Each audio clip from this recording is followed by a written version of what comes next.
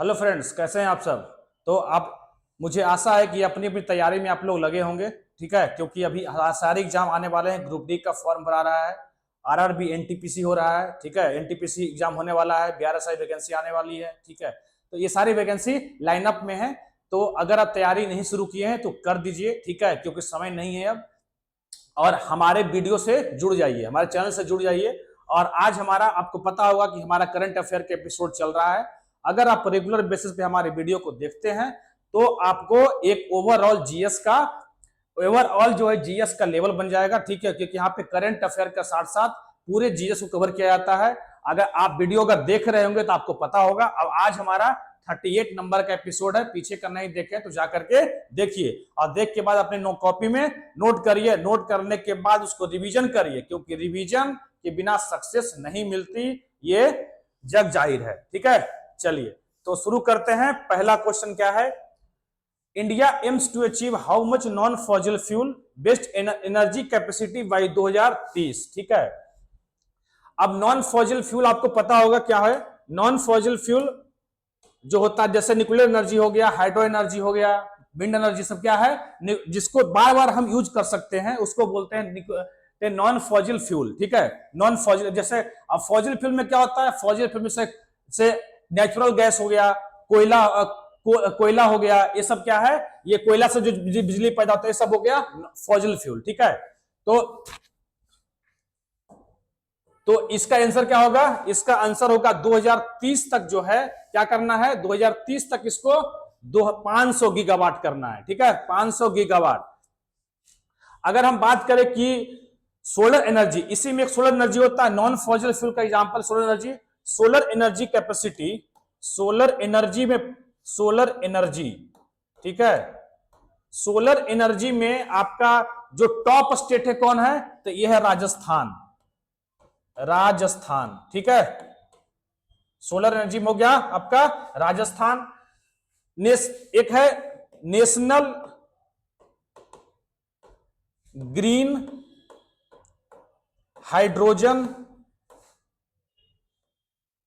Hydrogen mission, इसको बोलते हैं फ्यूचर फ्यूल। ठीक है, national green hydrogen mission.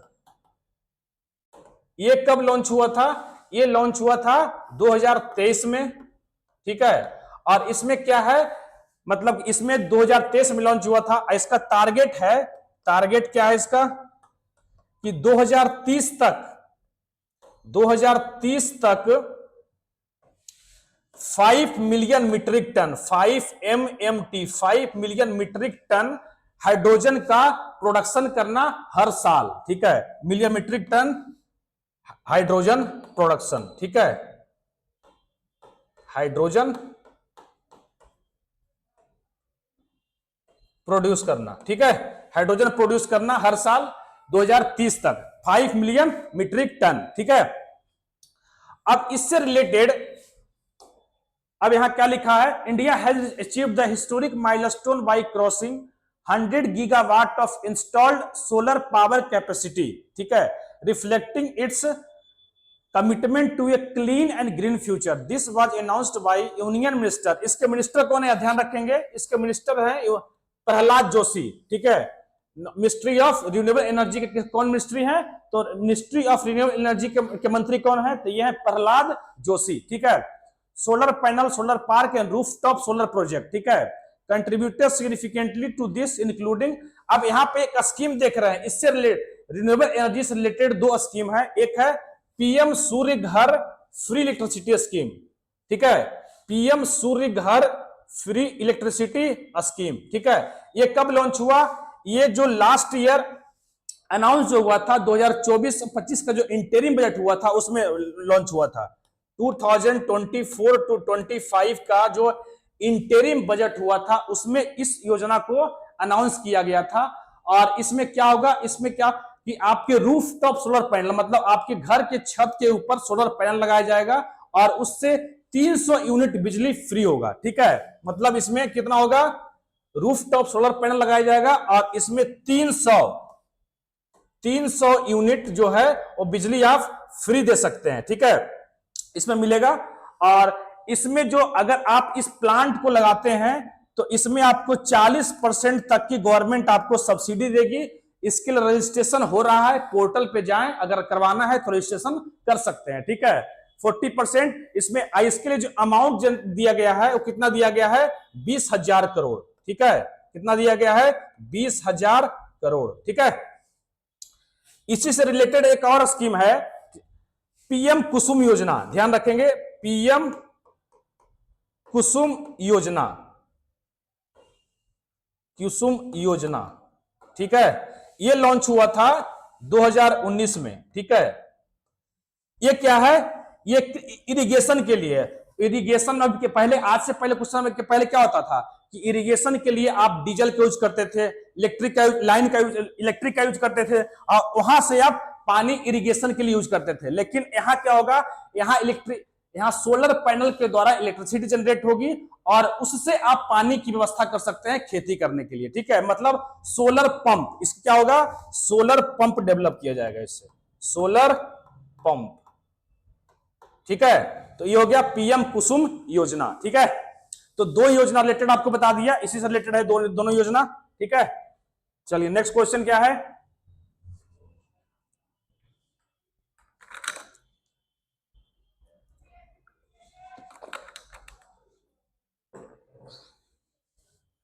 Next है, when will the 15th edition of Aero India be held, ठीक है। एरो इंडिया का 15वां संस्करण कब से कब तक आयोजित किया जाएगा, तो ये होगा 10 से 14 फरवरी तक। कब से कब तक होगा, 10 से 14 फरवरी तक। एरो इंडिया कहां हो रहा है, ये हो रहा है बेंगलुरु में यलहंका एयरपोर्ट स्टेशन पे, air force station, Yelahanka air force station Bengaluru, ठीक है। Yelahanka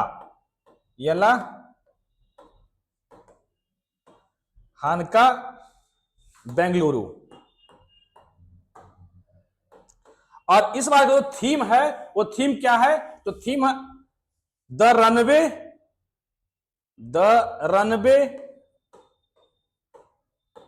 runway two billion opportunities,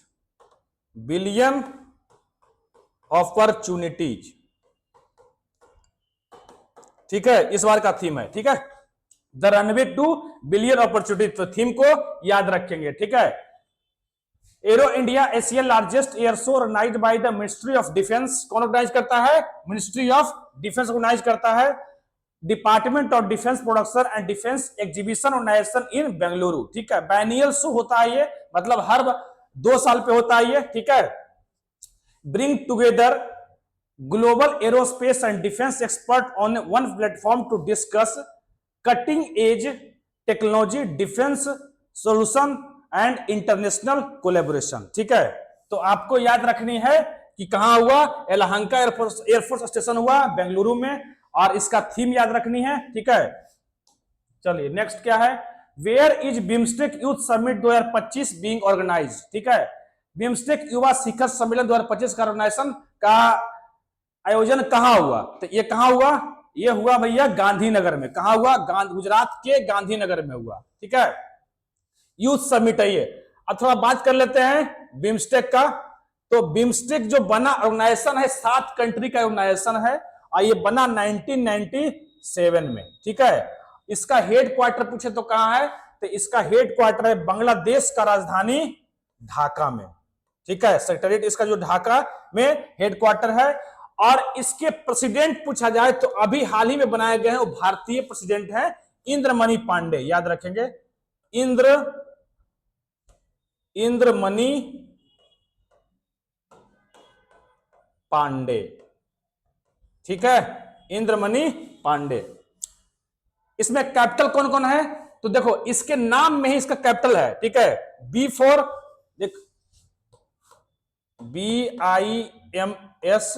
BIMSTEC, रटने की जरूरत नहीं है, ठीक है, रटने की जरूरत नहीं है, इसके नाम में इसके कंट्री का नाम है। B4 Bangladesh, I4 India, M4 Myanmar, S4 Sri Lanka, T4 Thailand. कितना हो गया, 5 हो गया। और 2 कंट्री इसमें बाद में ज्वाइन किया था, नेपाल एंड भूटान, ठीक है, प्लस नेपाल एंड भूटान, ठीक है। तो ये 5 कंट्री हो गए, 7 कंट्री हो गए, ठीक है। BIMSTEC youth summit 2025 will be held from, ये कहां होगा, गांधीनगर में। और देखो इसमें क्या होगा, देखो यहां लिखा हुआ है बिम्स्टेक कंट्री कौन कौन है, Bangladesh, B for Bhutan, India, Myanmar, Nepal, Sri Lanka and Thailand. ठीक है, टोटल 7 कंट्री हो गए। ठीक है, अब थोड़ा मैं अपना प्रमोशन कर लेता हूं, जरूरी है। ठीक है, सब कर रहे हैं तो मैं भी कर रहा हूं। ठीक है, एग्जाम दो चैनल पे जाइए, आपको जावेद सर मैथ पढ़ा रहे हैं। ठीक है, देखिए रेगुलर बेसिस पे, देख ही रहे होंगे आप। मैं आपको जीके जीएस और करंट अफेयर पढ़ाता हूं। ठीक है, उसके बाद रीजनिंग के लिए विक्रम सर है और साइंस के लिए गरिमा मैम है। ठीक है, तो आप इनको वीडियो को देखिए, आपको पूरा कंप्लीट पैकेज इस चैनल पे आपको मिल रहा है कॉम्पिटिटिव एग्जाम के लिए। ठीक है, तो रेगुलर बेसिस पे देखिए और देखने के बाद नोटबुक में नोट करिए, उसको रिवीजन कीजिए और नौकरी पाइए। ठीक है, चलिए नेक्स्ट, विच कंट्री है recently announced it's exit from China belt and road initiative. ठीक है, इस देश किस देश के ने अभी हाल ही में चीन के बेल्ट एंड रोड इनिशिएटिव से बाहर होने की घोषणा की है। तो ये कौन किया है, ये किया है भैया पाकिस्तान, ये सॉरी पाकिस्तान नहीं किया है।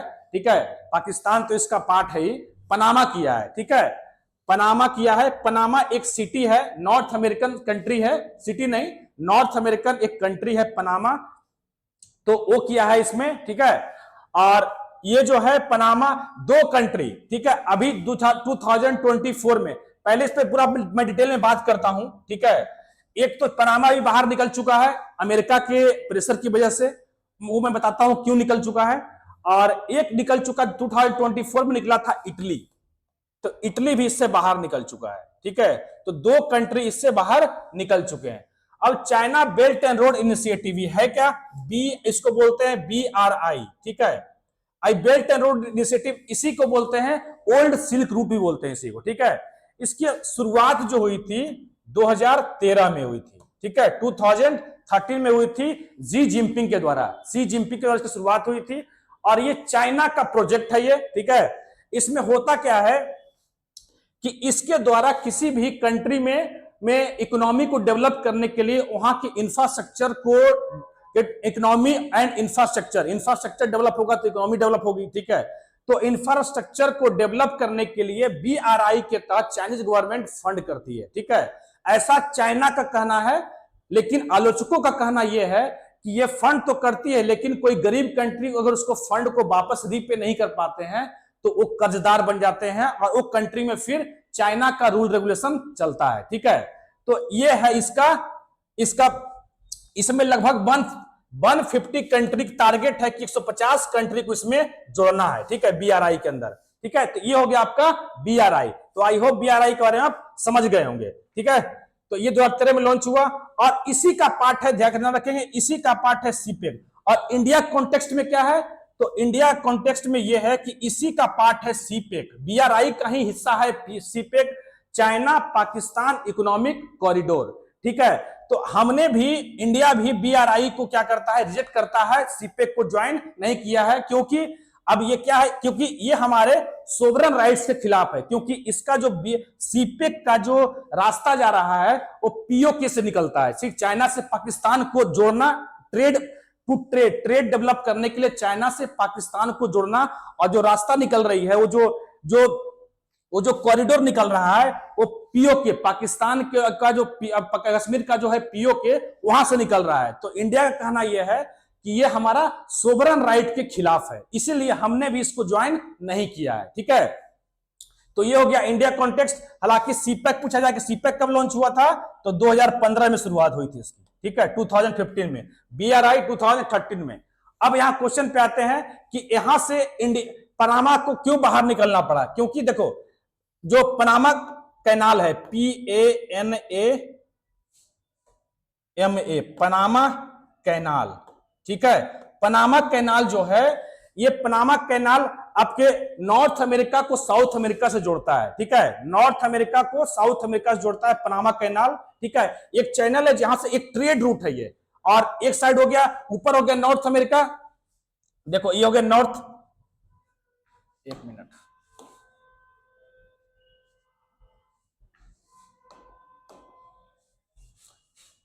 देखो ये है पनामा कैनाल, पनामा कैनाल, ठीक है। ऊपर है आपका नॉर्थ अमेरिका, नीचे है आपका साउथ अमेरिका, ठीक है। और इधर हो गया आपका पैसिफिक ओशियन, पैसिफिक ओशियन। और इधर आपका है क्या है, अटलांटिक ओशियन, ठीक है, अटलांटिक ओशियन, ठीक है। अब ये पनामा कैनाल है, तो यहां से अटलांटिक ओशियन से शिप जो है वो किधर जाती है, पनामा कैनाल की ओर, ठीक है। तो इस पे पहले जो राइट था वो पहले राइट किसका था, 19 इस पे अधिकार यूएसए का था, लेकिन 1999 में एक ट्रीटी होती है दोनों के बीच में, जिसमें इस पनामा कैनाल का कंट्रोल इस ट्रीटी के अंदर 1999 में ट्रीटी हुई यूएसए और पनामा के बीच। और इस ट्रीटी में पनामा कैनाल को क्या कर दिया गया, यूएसए ने हैंड ओवर कर दिया पनामा को, ठीक है। तो ये ट्रीटी के अंदर इसको हैंड ओवर कर दिया पनामा। अब इसका कंट्रोल किस पे है, पनामा कंट्री का इसको इस पे कंट्रोल है। लेकिन यहां पे इस रीजन में नॉर्थ साउथ अमेरिका, इस रीजन में पैसिफिक अटलांटिक ओशन में चाइना का इन्फ्लुएंस बढ़ रहा था। तो आपको पता होगा कि यूएसए कभी चाइना को देखना नहीं चाहता है, ठीक है, क्योंकि उनका ट्रेड रिलेशन अच्छा नहीं है शुरू से ही, ठीक है। तो ये रीजन में चाइना का इन्फ्लुएंस बढ़ने की वजह से बोला कि आप इसको, आप पे मैं अपना कंट्रोल वापस ले लूंगा। ये ट्रीटी अगर आप इसको बीआरआई से बाहर नहीं निकलते हैं तो हम इस ट्रीटी को क्या कर देंगे, ब्रेक कर देंगे, ठीक है, इस ट्रीटी को हम रिजेक्ट कर देंगे। तो इस कंडीशन में आकर के पनामा बीआरआई से बाहर निकलना पड़ा, ठीक है। तो ये था पनामा के पूरा कहानी, इधर हो गया बीआरआई, इधर हो गया पनामा, ठीक है। तो आई होप आप अच्छे तरीके से समझ पाए होंगे। चलिए ठीक है, और कुछ बचा नहीं, चलिए। Panama announced its exit from the China Belt and Road Initiative, which marks the major changes in its foreign policy. The decision of President जोस, अब वहां के प्रेसिडेंट कौन है, तो जोस राउल, ध्यान रखेंगे, जोस Raul makes the US China tension clear, especially regarding the Panama Canal. Panama joined the BRI, ठीक है। पनामा कब ज्वाइन किया था बीआरआई को, तो ज्वाइन किया था 2017 में, लेकिन अब पनामा बाहर निकल गया, ठीक है। विच China invested in projects such as the fourth bridge on the canal, metro line and high speed. मतलब बताया आपको कि चाइना का इन्फ्लुएंस इस एरिया में ज्यादा था, इसकी वजह से यहाँ पे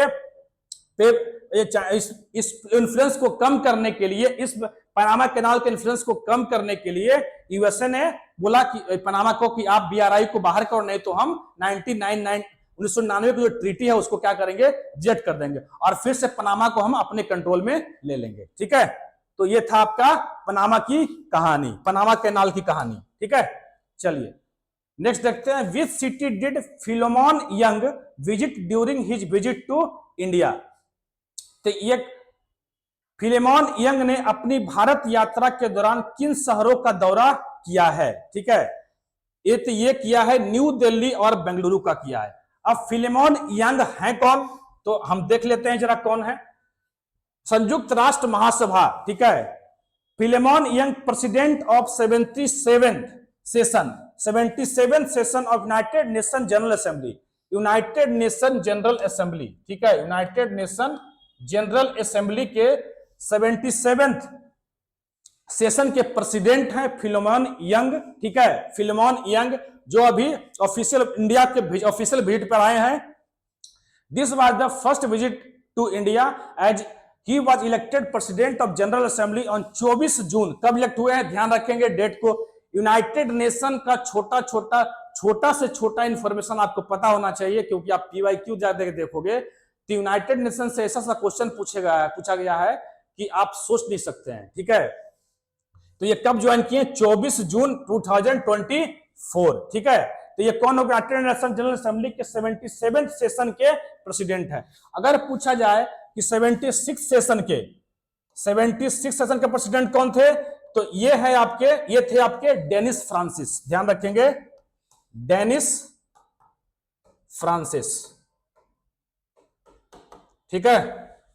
अब थोड़ा बात कर लेते हैं यूनाइटेड नेशन के बारे में। देखो यूनाइटेड नेशन तो आपको पता होगा कि 24 अक्टूबर 1945 को इसका स्थापना होती है, ठीक है। तो यूनाइटेड नेशन के टोटल 6 ऑर्गन है। हाँ देखिए, ये ध्यान रखेंगे, ये कितने, ये जो यूनाइटेड नेशन के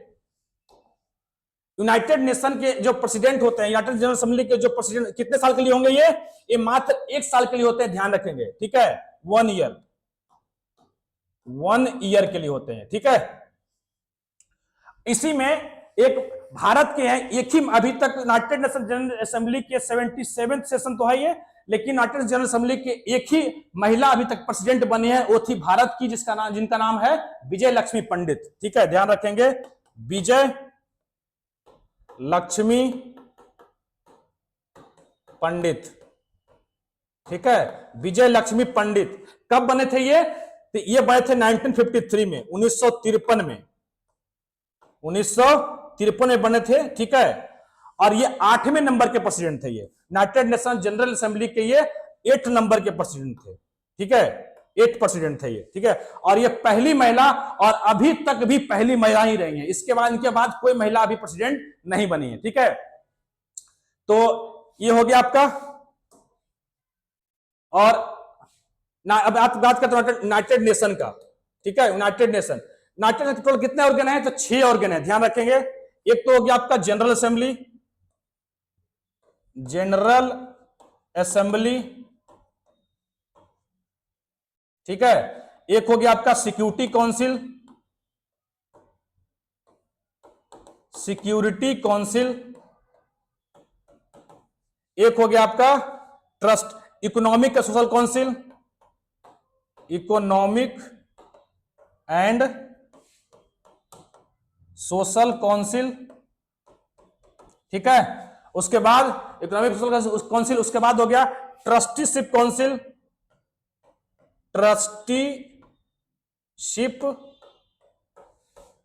काउंसिल, ठीक है। उसके बाद क्या हो जाएगा? उसके बाद ICJ international court of justice, ठीक है।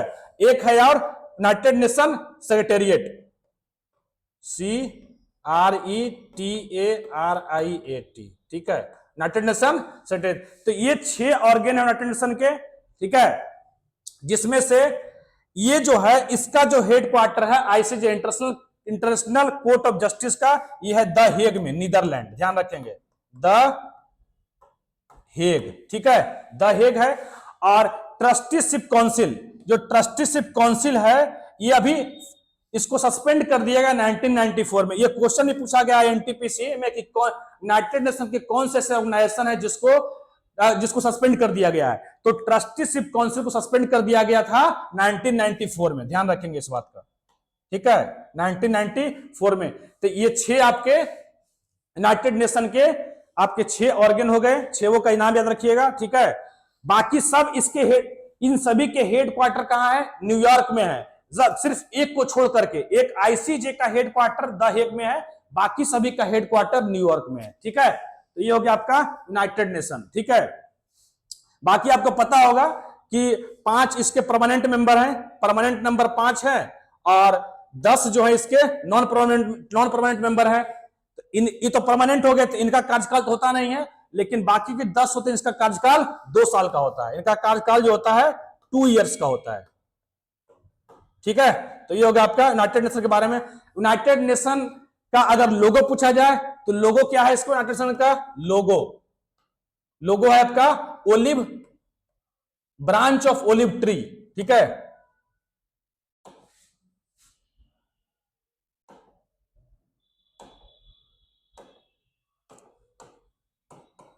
ब्रांच ऑफ ओलिव ट्री, ठीक है। और क्या है? बीच में वर्ल्ड मैप है, और बीच में वर्ल्ड मैप है, और उसके दोनों तरफ क्या है? वो ब्रांच ऑफ ओलिव ट्री है, जो किसका सिंबल है? इंटरनेशनल पीस का सिंबल है ये, ठीक है। ये भी क्वेश्चन आपसे पूछा गया है कि, ठीक है। चलिए नेक्स्ट देखते हैं, फिर सारा कुछ हो गया आपका। विच state is hosting the world largest झूमर फेस्टिवल, ठीक है। वर्ल्ड का लार्जेस्ट झूमर फेस्टिवल कहां मनाया गया है, ठीक है। तो ये मनाया गया असम में मनाया गया, ठीक है। कुछ और फेस्टिवल देख लेते हैं हम असम के कौन कौन से हैं।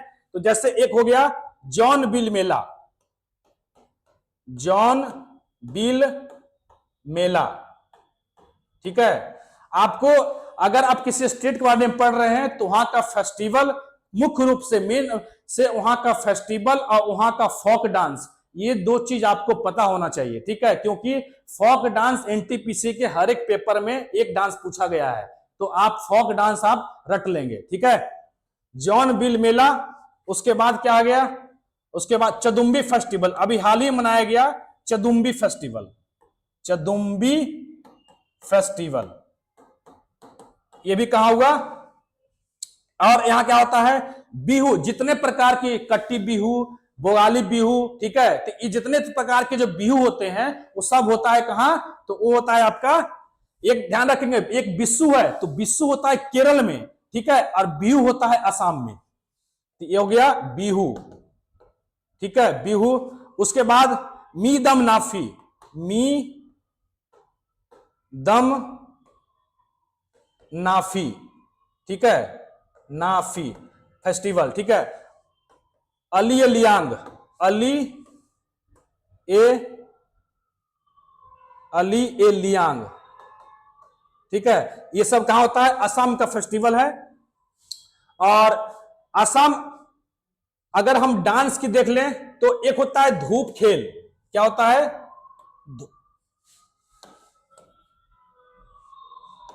धूप खेल,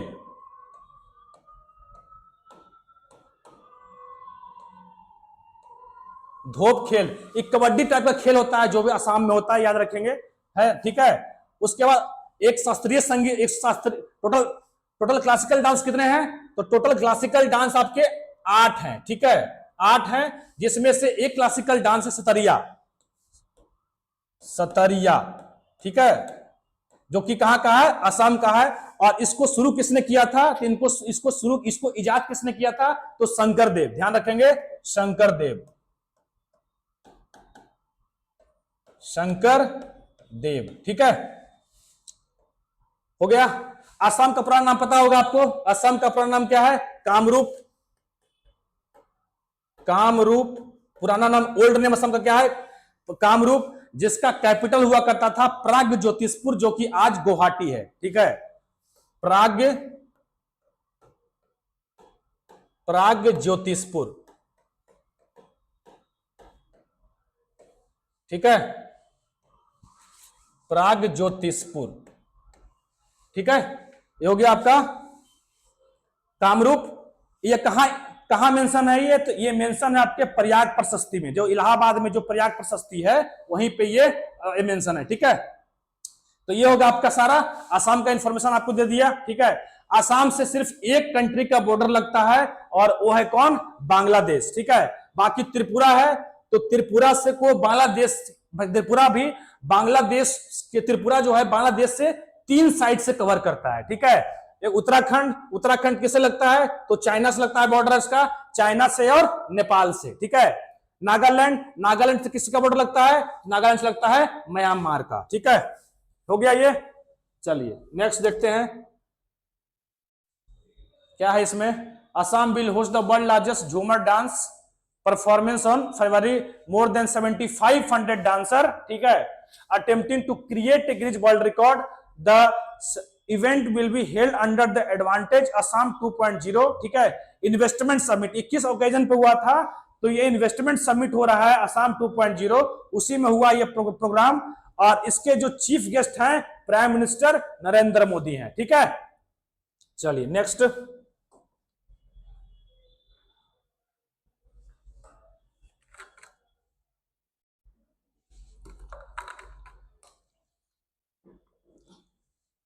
नेक्स्ट क्या है, which day has been declared as the international Arabian leopard day by the United Nation General Assembly, ठीक है।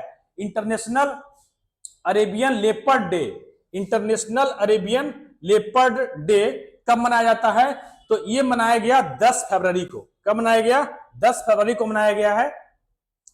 अब इसमें कुछ क्या इंफॉर्मेशन है जब देख लें पहले। United Nation General Assembly declared 10 फरवरी as a international Arabian leopard day under हाँ, ये याद रखेंगे किस रिजोल्यूशन के द्वारा मनाया गया है, तो ये नोट कर लेंगे, ठीक है। ये कभी आपसे क्वेश्चन पूछ लिया जाता है, ठीक है, कि रिजोल्यूशन 77/259, ठीक है, इसके द्वारा इसको मनाया गया है।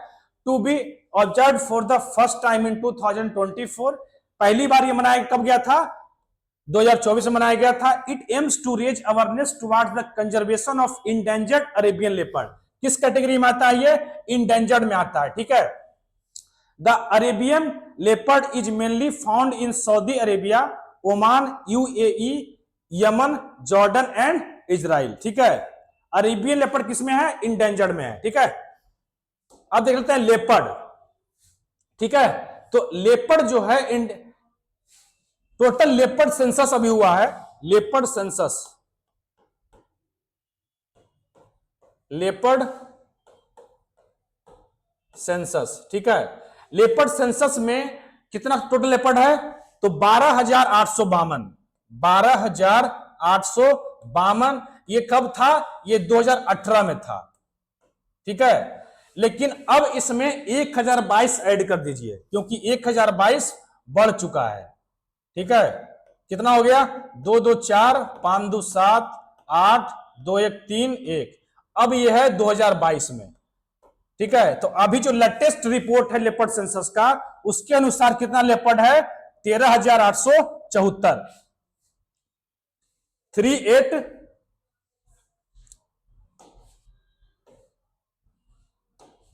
3874, ठीक है। अच्छा, ये किस कैटेगरी में है, ये लेपर्ड सेंसस, लेपर्ड जो है, मैं अरेबियन लेपर्ड की बात नहीं कर रहा, लेपर्ड की बात कर रहा, लेपर्ड, LEPORD, ठीक है। लेपर्ड, इसका साइंटिफिक नेम क्या है, पैंथेरा पांडस, पैंथेरा पार्डस, ठीक है। पैंथेरा पार्डस का साइंटिफिक नेम है। अगर इसका IUCN स्टेटस पूछे तो IUCN स्टेटस क्या है, तो इसका IUCN स्टेटस है, क्या हो जाएगा, IUCN स्टेटस वल्नरेबल, ठीक है, वल्नरेबल, ठीक है।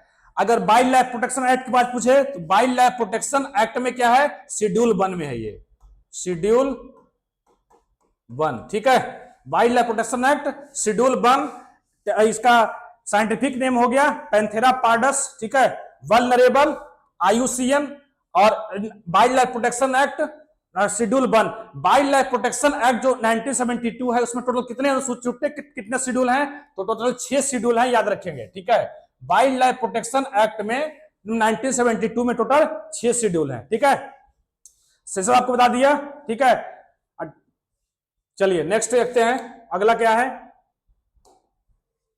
Recently declared Madhav national park has been declared a tiger reserve in which state is located, ठीक है। तो ये कहां है, अभी हाल ही में घोषित माधव राष्ट्रीय उद्यान को टाइगर रिजर्व घोषित किया गया। ये किस राज्य में है, यह है मध्य प्रदेश में है, ठीक है। आपको पता होगा कि टाइगर प्रोजेक्ट टाइगर कब शुरू हुआ, प्रोजेक्ट टाइगर कब शुरू हुआ, प्रोजेक्ट टाइगर शुरू हुआ आपका 1973 में। टोटल टाइगर इंडिया में कितना है अभी लेटेस्ट रिपोर्ट के अनुसार, टोटल टाइगर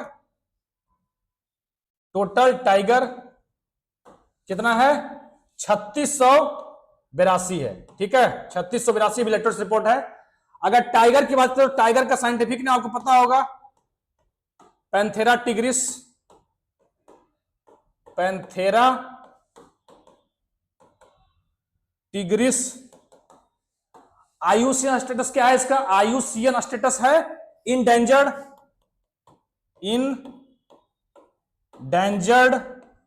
उसके बाद wild life protection act schedule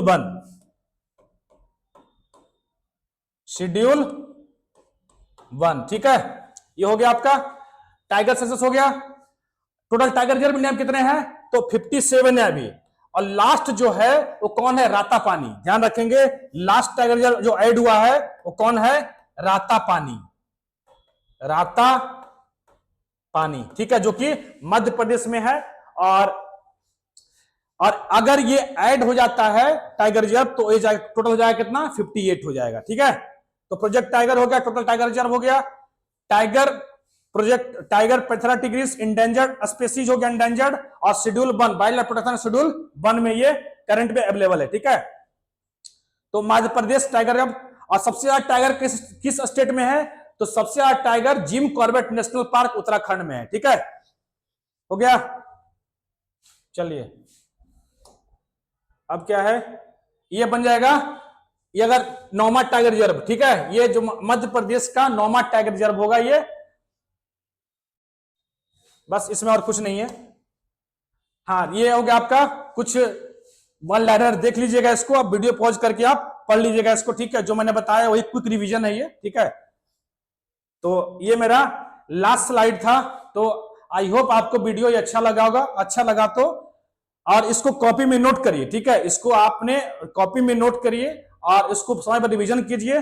और क्योंकि देखे आपने देखा होगा कि इसकी करंट अफेयर के साथ साथ मैंने कुछ जीएस का भी पार्ट करवाया, उसके स्टैटिक पार्ट भी करवाया, ठीक है। तो इसको अपने कॉपी में नोट करिए और नोट कर रिवीजन करिए, ठीक है। मैं बार बार हर वीडियो में बोलता हूं बात, ठीक है।